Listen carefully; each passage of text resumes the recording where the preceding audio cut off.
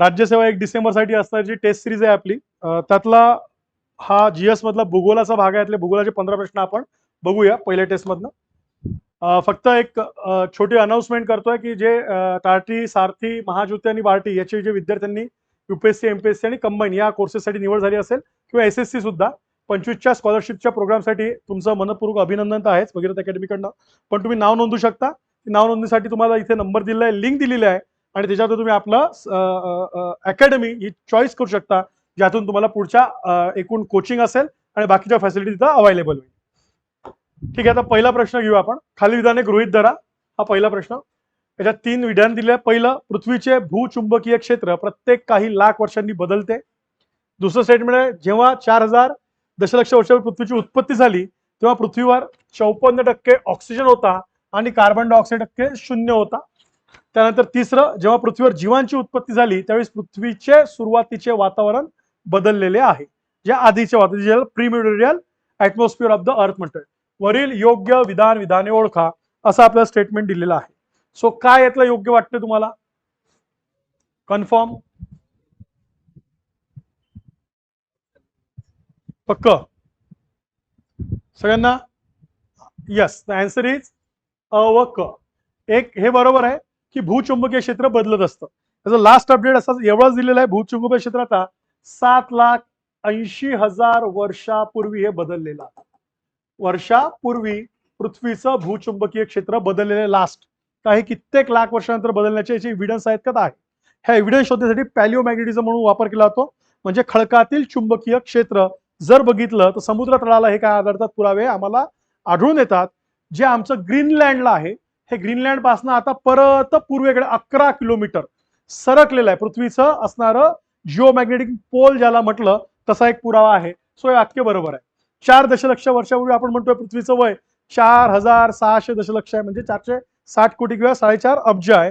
हे जेव्हा फॉर्मेशन होत होतं तेव्हा पृथ्वीवर 54% ऑक्सिजन अजिबात नाही, हे कधीच नव्हतं.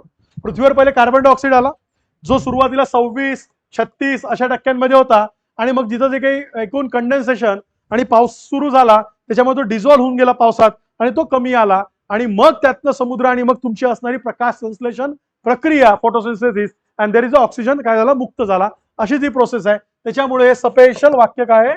चूक आहे असं म्हणता येईल. आणि तिसरं, पृथ्वीवर जीवांची उत्पत्ती झाली त्यावेळी पृथ्वीचे सुरुवातीचे वातावरण बदलले. यस, वातावरण बदलत गेले. म्हणजे बरेच एव्हिडन्स आहे. वेगवेगळ्या वातावरणात वेगळ्या पृथ्वी तयार होत गेली. म्हणून हा यातला फक्त अ व क हा आपण ऑप्शन लक्षात ठेवायचा.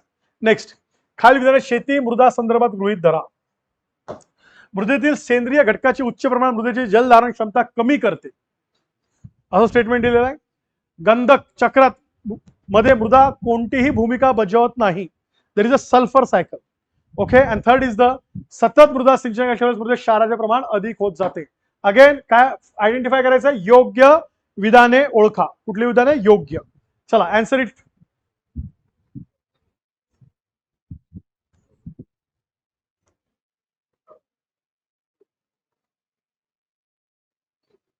कुठलं कुठलं विधान सांगा मला फक्त की कुठलं? फक्त क. योग्य. कुठलं? सतत मृदा सिंचन खाली क्षाराचे प्रमाण तर वाढणारच आहे ना. काय? Under the irrigation. पहिल्या दोन मध्ये काय आहे? मृदेतील सेंद्रिय घटकाची उच्च प्रमाणात मृदेची जलदक्षता कमी कशी करणार आहे? लक्षात घ्यायचं आहे. आता water holding capacity depend on the त्यातले असणारे केमिकल ऑर्गॅनिझम, हे महत्वाचं आहे. त्याच्या आधी मृदेची जी क्षमता वॉटर होल्डिंग वाढते, पण प्रथमतः चुनखडीमुळे वाढते. कॅल्शियम कार्बोनेट आणि calcium carbonate is the organic factor. हा कुठला आहे? सेंद्रिय फॅक्टर आहे. तो जितका अधिक तितकी वॉटर होल्डिंग कॅपॅसिटी काय करते? स्ट्रॉंग होत जाते. त्याच्यामुळे वाक्य चुकीचं आहे. मोस्ट ऑफ द यूपीएससीचे असणाऱ्या प्रश्नांना मी मॉडिफाईड करून आणलेलं आहे. कारण की आता स्कोप एमपीएससीचा फार टिपिकल येतो. ठीक आहे. आणि प्रीच्या म्हटलं तर यूपीएससीच्या अँगलनीच आहेत, तिथे असे बरेच प्रश्न पडलेले आहेत. म्हणून त्यात मारलंय. गंधक चक्रात मृदा कोणती भूमिका नाही. गंधक चक्रात मृदेची भूमिका प्रमुख आहे, हे पण इथे लक्षात घ्यायचं आहे. त्याच्याशिवाय ते फॉर्मेशन होणार नाहीये. आणि इट्स अ की कंपोनंट्स, म्हणजे यातला जर की कंपोनंट चुना होता तसं इथं सुद्धा तुम्हाला प्रमुख घटक प्रथिना पुरवण्यासाठी, प्रथिने निर्माण होण्यासाठी, बरोबर ना, हे इथं महत्वाचं असते. त्यात भूमिका नाही असं नाही, यात भूमिका असते का? तर असते. हे दोन्ही स्टेटमेंट काय रॉंग आहे आणि फक्त सी हे स्टेटमेंट म्हणजेच पर्याय क्रमांक 2 हा लक्षात ठेवायचा आहे. सोपा प्रश्न आहे. ढगाळ रात्री दव का तयार होत नाही? दव माहिती आहे ना? ड्यू. ते आपण म्हणतोय शीटवर मीटर धाव पडते. कधी पडतं तो कार्यक्रम कधी चालू होता आपल्या इथं? मोस्ट ऑफ द हिवाळ्यात, सकाळी किंवा रात्री, बरोबर ना? ज्यावेळेस ढगाळ असेल, इट्स अ क्लाउडी ऍटमॉस्फिअर, त्यावेळेस दव का तयार होत नाही त्याचा आन्सर तुम्हाला शोधून द्यायचा आहे. ढग पृथ्वीच्या पृष्ठभागावरून निघणारे किरणोत्सर्ग शोषून घेतात. ढग पृथ्वीवर परावर्तित होणारे किरणे पृथ्वीवर परत परावर्तित करतात. ढगाळ रात्री पृथ्वीच्या पृष्ठभागाचे तापमान कमी असते. ढग वाहणाऱ्या वाऱ्यांची दिशा बदलतात. कुठलं? मोस्ट ऑफ जवळजवळ सगळे, पण सेकंडच लक्षात घ्यायचं. हा दुसराचा पर्याय. आता दुसरा पर्याय कसा हे लक्षात ठेवूया जास्त, की दुसरा पर्याय कुठल्या अँगलने आम्ही म्हणतोय. आता तुमच्या इथं उष्णता येते कुठनं? सूर्याकडनं. पृथ्वी ती काय करते? रेडिएट करते. एनी हाऊ रेडिएट करते. जर there is if there is a clear skies, तर ही उष्णता इथं राहणार नाही, ही फेकल्या जाईल बाहेर. ही उष्णता बाहेर घेतली तर ही कम्प्लिटल्या कम्प्लीट तुमची लँड काय होईल? थंड होईल. अँड जर लँड आणि जमीन म्हणजेच थंड झाली तर त्या जमिनीजवळची असणारी हवा सुद्धा काय होईल? थंड होईल. ती हवा जर थंड झाली, त्या हवेत असणारे धुलीकण, त्याच्या अवतीभोवती काय असणारा बाष्प, धुलीकणामध्ये जमेल ना. And there is the formation of the dew drops, water vapours, बरोबर आहे, याचं फॉर्मेशन होईल. पण ती जर असणारी हवा थंड झाली नाही, का थंड झाली नाही? ढग पृथ्वीवर परत होणार किरणे परत पृथ्वीवर पाठवतील. त्यांनी अडवलं ना, तर तिथं उष्णता आहे आणि उष्णतेमुळे तिथं काय आहे, तिची ज्या भागात हवेची उष्णता जास्त, बाष्पीभवन शक्ती काय असते? जास्त असते. ती थंड होण्याची प्रोसेस होणारच नाही. तर त्या जलकणांचं दबात रूपांतर होणार नाही. Is it clear? सो तो एक भाग इथं दिसून येतो, म्हणून हे त्याचं कारण आहे, हे सुद्धा लक्षात ठेवायचं. भारतात सर्वात अधिक जलस्रोताचा वापर कोणत्या औद्योगिक? चला आन्सर मला पाहिजे. तुमचं झालेलं आहे तरी भारत झालेलं नाही. यस, काय? Very good. औष्णिक विद्युत क्षेत्र. एकूण औद्योगिक क्षेत्राच्या 88% पाणी. देन देर इज द तुमची कुठली? अभियांत्रिकी आणि steel industry. Then there is the, याच्यात मी माहित नाही आता टाकलाय का नाही, तिसरी इंडस्ट्री याच्यातली कागद. असा तो क्रम. द मोस्ट ऑफ द याच्यात वापरला जातो, हा लक्षात घ्यायचा. औष्णिक विद्युत केंद्र असा भारतातला सर्वात जास्त एकूण, आणि जगाचे एकूण फक्त किती? 4.17% जलस्रोत भारतापाशी, जास्त नाही आहे. म्हणून त्याचं औष्णिक विद्युत केंद्र. अगेन यूपीएससी कॉम्बिनेशन येतो. खालील शहरे विचारात घ्या. भद्राचलम, चंदोरी, कांचीपुरम, कर्ना. मला वाटतं काही स्त्री 2 नावाचं पिक्चर आलेलं आहे, त्यात असंच कुठलं गाव दाखवलंय ना. कोणत्या बघायला? चंदेर का चंदेरी असंच काहीतरी दाखवलं. काय दाखवलंय? गावाचं नाव आहे ते काहीतरी चंदेर आहे का? चंदोरी आहे? बघा हेच गाव माहित नाही मला. ठीक आहे, आपण बघूया. याचे ऑप्शन सांगा. पारंपरिक शाळा निर्मिती, वस्त्र निर्मितीसाठी वरील प्रसिद्ध शहरे कुठली? हा, ते एक जमलं आम्हाला. काचीपुरम आलंय सर. मग ऑप्शन मध्ये आयदर हे, आयदर हे, आयदर ते, 3 ऑप्शन आहे ना काचीपुरमचे. पण काचीपुरम फेमस बरोबर सिल्क साडी, बरोबर ना? एक झालं. सो इट्स अ ब अँड क, चंदोरी अँड काचीपुरम. लक्षात घ्यायचंय. जस्ट सांगतो, चंदोरी हाताने काम करणं, हातमाग, हाताने वस्त्र विणण्याचं काय ठिकाण आहे? अशोकनगर एमपी मध्ये. चंदोरी अशोकनगर एमपी, बरोबर. हे लक्षात घ्या. आता मी पहिला पिक्चर बघितलाय, मला दुसरा पिक्चर बघायचं स्त्री, तेव्हा मला लक्षात दिलं, मला ते क्लिक होत होतं. हे त्या पिक्चरवर टाइमपास दाखवलंय काहीतरी गावाचं नाव चंदरी वगैरे, तेच हे आहे का माहित नाही. काचीपुरम इज द तामिळनाडू, बरोबर. इट्स अ सिल्क, साड्यांसाठी फार प्रसिद्ध आहे. इथं एन्शियंट जैन मंदिर पण आहे, पण एमपी मध्ये, लक्षात ठेवा, बरोबर आहे. एन्शियंट जैन मंदिर. गेल्या एमपीएससी मध्ये धार्मिक परिणामाचे प्रश्न वाढलेले आहेत, सो त्या अनुषंगाने क्लिअर करायचं, बिकॉज यूपीएससी विचारते. देर is a Bhadrachalam. Bhadrachalam famous for the Ram मंदिर. इथं जुनं एक राम मंदिर आहे, लक्षात घ्या. धार्मिक पर्यटन, गोदावरीच्या काठी आहे. आणि Bhadrachalam is your the Telangana states. गोदावरीच्या काठी असणारं फेमस धार्मिक पर्यटन स्थळ आहे. कर्नाल सगळं कृषीसाठी प्रसिद्ध आहे. National dairy farm. त्यानंतर मला वाटते तिथं सलाईन सॅलिनिटी, नॅशनल सॅलिनिटी ते जमीन होऊ नये, त्याचं एक महत्वाचं केंद्र आहे. गहू उत्पादनात संशोधन केंद्र कर्नालला आहे. आणि बरेच तिथं महत्वाचं आहे कृषीच्या संदर्भात, it's in the Haryana. Okay. पण इथं विचारलं का वस्त्र निर्मिती, सो हे 2 ठिकाणं त्याचे आन्सर. Is it clear? त्या अँगलनी लक्षात घ्यायचं. सोर्स यूपीएससीचे क्वेश्चन्सला मॉडिफाईड करून तयार केलं यूपीएससी. दक्षिण पश्चिम आशियात खाली कोणता देश भूमध्य समुद्राशी संलग्न नाही? करंट. कुठला करंट? सध्या चालू आहे ना कार्यक्रम, इस्रायल, लेबनान, मेमनान, त्यांचा, त्या अनुषंगाने टाकलेला प्रश्न आहे. भूमध्य मेडिटेरियन सी शी संलग्न नाही.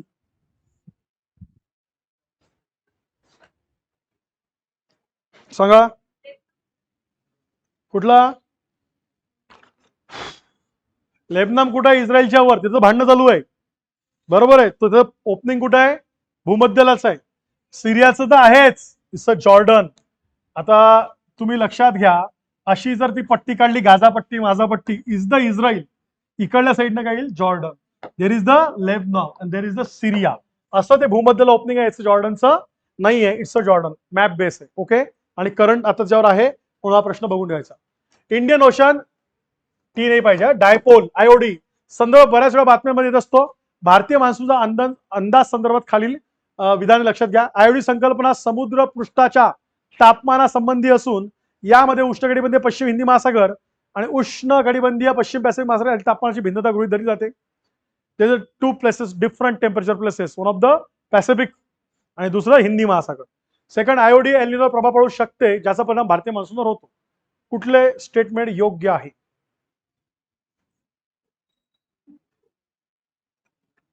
आलं तर ठीक आहे. काय भारत भूगोल राहिलाय तुमचा. इट्स अ ब.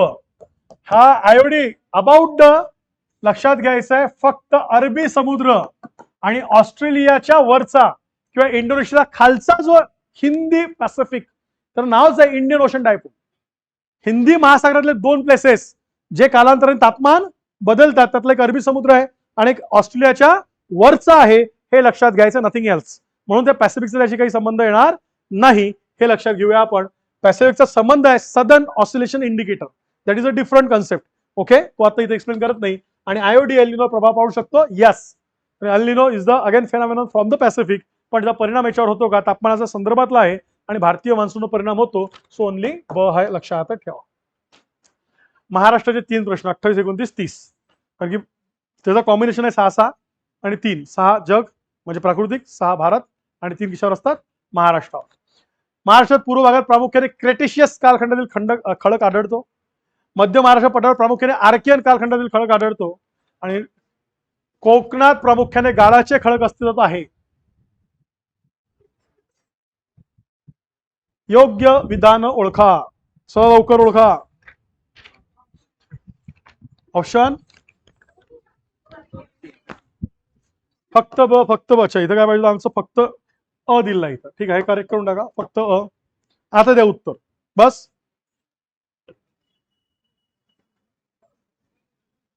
एक अ ब क सगळे विधान योग्य. मग काय नाही? एक मध्ये तर अ ब क सगळे विधान योग्य ना. मग नाही काय? हा हा हो. चौथा काहीच बरोबर नाही ना. यस करेक्ट, यापैकी नाही. व्हॉट इज द म्हणजे काय रॉंग आहे? क्रेटेशियस कालखंडातील खडक हा प्लेटो डेक्कन पठार आहे. पूर्वेकडे आणि पश्चिमेकडे तो आढळतच नाही, कारण तिथं आर्कियन आहे, तिथं कडप्पा आहे, तिथं धारवाडीन आहे. पण बेसाल्ट लावा रसामुळे दॅट इज द, त्याच्यामुळे ते चुकलंय. मध्य महाराष्ट्र आर्कियन, आर्कियन तिथं नाही. आर्कियन पूर्वेकडे किंवा पश्चिमेकडे. सिंधुदुर्ग आहे तर भंडारा गोंदिया. बरोबर आहे, 2 एक्स्ट्रीम कडे असेल. आणि कोणत्या प्रमुख गाळाचे खडक अस्तित्वात आहे? कोकणात कुठं गाळाचे खडक आहे? ऑल द बेसॉल्ट आहे, जांभा खडक आहे. बरोबर आहे. काय संबंध आहे? करेक्ट. सो ते थोडंसं विचार करून व्हायचं. It's again it's a fact, but तिथे कन्सेप्ट आणि लॉजिक्स आहे, आपण सहज ते करू शकतो. यापैकी नाही, हे त्याचं उत्तर. नेक्स्ट, सर्वाधिक वाहतूक दळणवळण सोयी सुविधांमध्ये अग्रेसर असणारा प्रदेश कोणता महाराष्ट्रातला? हा हुशार बोल. यस, यात का नो दुमत. सोयी सुविधा पश्चिम महाराष्ट्र सगळ्यात जास्त विकास झाला. आर्थिक सदनता होती, त्यामुळे कनेक्टिव्हिटी स्ट्रॉंग आणायला लागली. उद्योग होते, शेती पण काय आहे, कारखाने आहे. बरोबर ना. साखर कारखाने त्याच्यामुळे तिथं वाढली. आणि सगळ्यात लिस्ट असेल तर मराठवाडा. ओके, लिस्ट असेल मराठवाडा. हा डेटा कधीचा आहे? डेटा जुना आहे का? बड ऑब्वियस 17चा डेटा असतो, गव्हर्नमेंटचा अपडेट डेटाच नाही, हे लक्षात घ्या. लास्ट, महाराष्ट्रातील खालील कोणत्या जिल्ह्यात ग्रामीण महिला साक्षरता प्रमाण सर्वाधिक आहे? ग्रामीण महिला स्पेसिफिक विचारलाय, बिकॉज महाराष्ट्र आर्थिक पाणी दिलंय स्पेसिफिक.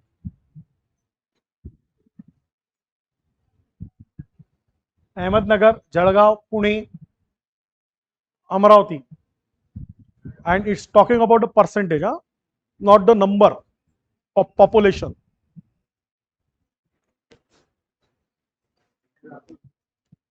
तुक्का नाही माहिती तर टाकून बघा. हा Pune no it's a Amravati. 95% of the rural woman female ज्याला म्हणून लिटरसी हायएस्ट अमंग द एक तर पहिल्या एकूण लिटरसी मध्ये ते पहिले 5 मध्येच येतं. पुणे येत नाही पहिल्या 5 मध्ये. लक्षात घ्यायचं. मुंबई उपनगर, मुंबई शहर, नागपूर, अकोला, अमरावती पहिले 5 सगळ्यात लिटरसी हाय असणारे डिस्ट्रिक्ट आहे महाराष्ट्रातले. बरोबर आहे. त्यात फिमेल रुलर स्पेसिफिक टाकलाय म्हणून त्याचं नाव टाकलंय आणि ते त्यांनी आर्थिक पाणी डॉट म्हणजे बोल्ड करून दिलंय की जिथे सर्वात जास्त फिमेल लिटरसी असणारा जिल्हा हा आहे. त्यातली रुलरचा मी शहरी म्हटलंच नाही. शब्द काय स्पेसिफिक काय केलाय? रुलर. आलं का लक्षात? सो दॅट इज अशा काही गोष्टी असतात म्हणजे गुगली पण तो प्रश्न टाकला. सो असे एकूण किती प्रश्न? 15 प्रश्न भूगोलात झालेले आहे.